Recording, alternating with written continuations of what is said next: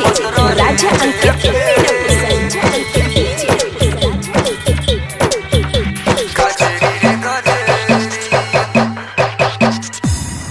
मधुकला से भइल धुआं धुआं पहाड़ी हो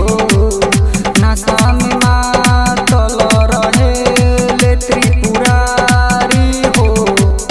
केहू से कुछहू नाही बोले ले न डोले ले हमरो दिमाग सनकावेले दिन रात सपवे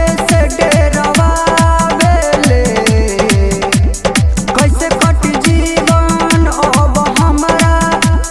कुछ न बुझाला लागे देरी रे कुछ न बुझाला लागे देरी रे हरदम रहेले भंगवे के फेरे में उनका से बोली अनेरी गजेरी रे गजेरी हमारो भोला जी गजेरी नसेरी रे नसेरी हमारो भोला जी नसेरी पीपी के गाजा मखलाल कइले लगावत रहेले डीजे राजा अंकित गजेरी रे गजेरी हमारो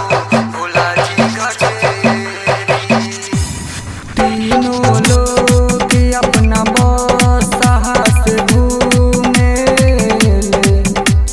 हर घड़ी भोला अपना मस्ती में झूमे